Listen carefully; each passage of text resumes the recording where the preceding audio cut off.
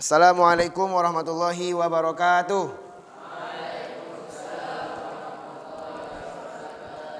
Bersyukur kepada Allah Subhanahu wa taala dengan mengucapkan alhamdulillah. Alhamdulillah. Bersolawat kepada Nabi Muhammad sallallahu alaihi wasallam. Maklum karet. Dengan mengucapkan Allahumma salli ala sayyidina Muhammadin wa ala alihi wa sahbihi ajma'in. Mudah-mudahan dengan kita bersolawat kepada Nabi Muhammad di yaumil mahsyar kelak kita diakui sebagai umatnya yang mendapatkan syafaatnya di hari kiamat. Amin amin ya rabbal alamin. Kali ini Ustaz akan menceritakan sedikit tentang hijrahnya Nabi. Jadi di hari itu hari Kamis. Hari apa? Hari Kamis. Telah diadakan rapat di hari Kamis bertempat di Darun Nadwah. Di mana tempatnya? Di Darun Nadwah. Darun artinya Nadwah artinya tempat musyawarah ataupun majelis ataupun tempat anggota dewan, gitulah bahasa kita sekarang. Darun Nadwah, tempat bermusyawarah, gitulah kita bilang, rumah bermusyawarah. Yang mendirikan Darun Nadwah ini adalah Qusay. Siapa Qusay? Nenek moyangnya Nabi Muhammad bin Abdullah bin Abdul Muthalib bin Abdi Manaf bin Hashim bin Qusay. Qusay ini adalah nenek moyangnya Nabi Muhammad sallallahu alaihi wasallam. Jadi di Darun Nadwah itu dijadikan tempat rapat. Apa tujuan rapatnya?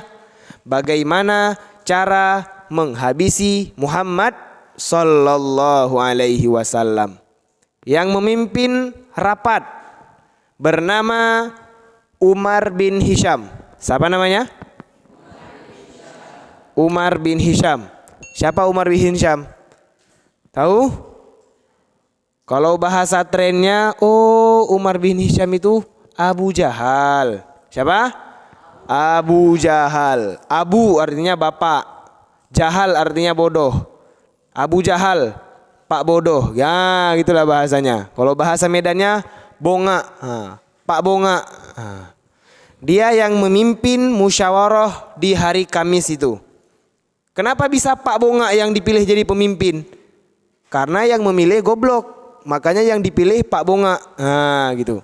Jadi Abu Jahal yang memimpin, Umar bin Hisham. Masing-masing dari kafilah, dari suku-suku memberikan pendapat, memberikan usulan bagaimana cara bisa menghabisi Muhammad. Angkat tangan satu orang, angkat tangan. Saya, Tuan, memberikan usulan. Silahkan. Bagaimana jika kita bawa Nabi Muhammad pergi ke tempat yang paling jauh, kemudian kita tinggalkan dia di situ.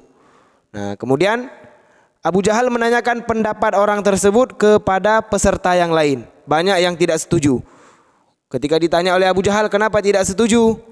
Orang lain menjawab, Muhammad itu orangnya karismatik. Muhammad itu orangnya karismatik. Kemanapun ia kita bawa, pasti akan ramai pengikutnya. Pasti akan banyak yang ingin menjadi pengikutnya. Sehingga kalau banyak pengikutnya, kembali mereka ke Mekah bisa habis kita dihajar sama pengikutnya. Cari cara lain. Nah, akhirnya pendapat pertama ditolak. Pukul palu 3 kali. Tak, tak, tak. Kan gitu biasa di hakim-hakim. Pendapat kedua, silahkan angkat tangan. Angkat tangan dari suku yang lain. Saya wahai Tuan. Nah, silahkan. Kata Abu Jahal. Apa pendapatnya? Pendapat saya, bagaimana jika kita buat satu kotak kecil, kemudian kita masukkan Muhammad ke dalam kotak itu, kita taruh di pinggir Ka'bah, kita kunci dari luar, biar mati dia kelaparan, kekeringan, kehausan di situ. Ada yang mau membantah, ada yang tidak setuju, ditanya sama Abu Jahal. Angkat tangan rame, tidak setuju gitu. Kenapa tidak setuju? Jangan kalian kira, ini yang menjawab orang yang tidak setuju. Jangan kalian kira Muhammad itu nggak banyak pengikutnya. Banyak pengikut Nabi Muhammad itu. Nah, banyak pengikut dia itu. Di sekeliling Ka'bah itu banyak pengikutnya. Apabila mereka tahu pemimpinnya itu dikurung di dalam kotak, maka di sekeliling Ka'bah akan terjadi huru-hara. Bisa berserak kota Mekah, bisa terjadi huru-hara, hiruk pikuk di kota Mekah. Cari cara lain. Nah, akhirnya pendapat kedua ditolak. Pukul palu 3 kali. Tak, tak, tak. Berapa pendapatnya? 2. Pendapat pertama apa? Buang jauh-jauh, ditolak. Pendapat kedua, dimasukkan ke dalam kotak, dikunci biar mati kekeringan. Dan itu pun ditolak juga. Akhirnya Abu Jahal udah nggak sanggup lagi mikir. Pendapat ketiga katanya dari saya. Bagaimana jika kita mencari salah satu orang pemuda yang badannya tegap, kekar, kita kasihkan sama dia pedang yang paling panjang satu. Malam-malam datang dipenggalnya kepala Muhammad ketika dia tidur. Banyak yang nggak setuju. Oh, nggak boleh kayak gitu, jangan kayak gitu. Jangan kayak gitu, bahaya, bahaya. Rupanya ada yang memberikan usulan.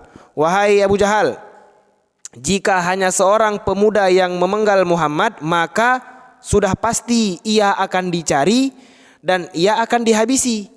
Kemudian sukunya itu akan dimusuhi oleh banyak orang. Jadi gimana caranya?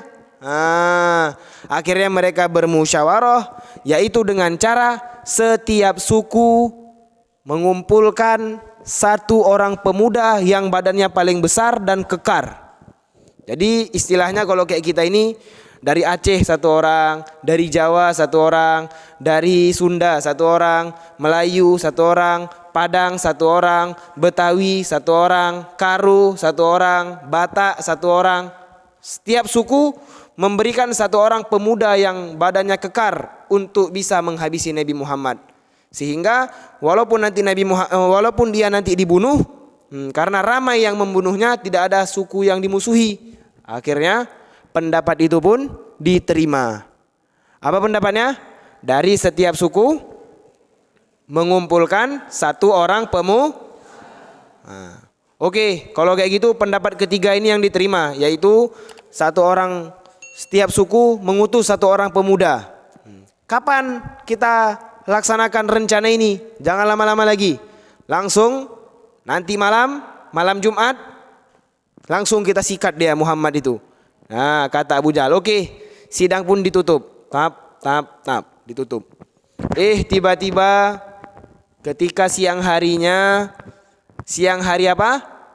Hari Kamis, ya, masih hari Kamis ini. Siang harinya malaikat Jibril datang memberi kabar kepada Nabi Muhammad. Ya Muhammad, hijrahlah, karena kaum kafir Quraisy telah merencanakan pembunuhanmu malam ini. Maka hijrahlah engkau ke Madinah. Nah, berita yang menyampaikan malaikat Jibril.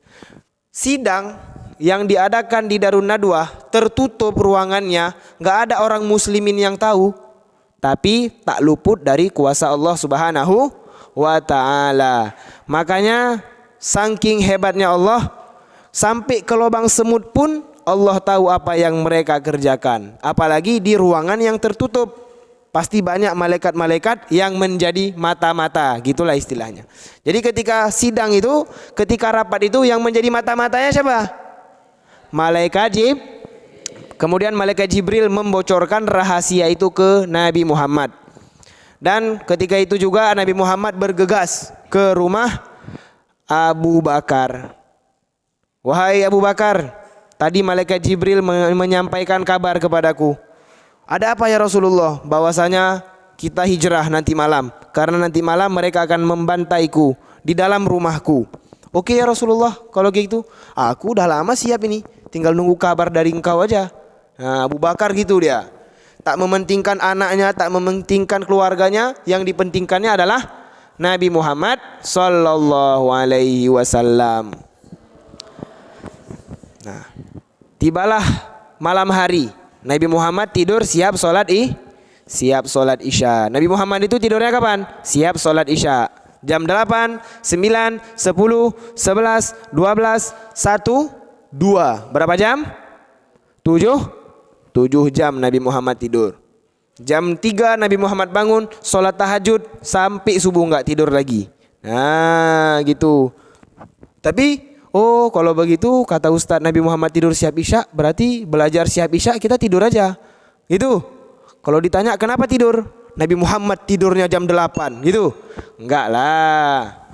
Jangan salah tafsir. Nah, kemudian ketika malam itu Nabi Muhammad tidur. Ketika jam 2 Nabi Muhammad terbangun. Ketika Nabi Muhammad buka pintu, ditengok ada belasan pemuda yang berbaris di depan rumah beliau dengan memegang tombak dan pedang satu persatu, siap untuk menghabisinya. Gitu. Disitulah terjadi kuasa Allah Subhanahu wa ta'ala. Apa ayatnya di surah Yasin itu? Wajah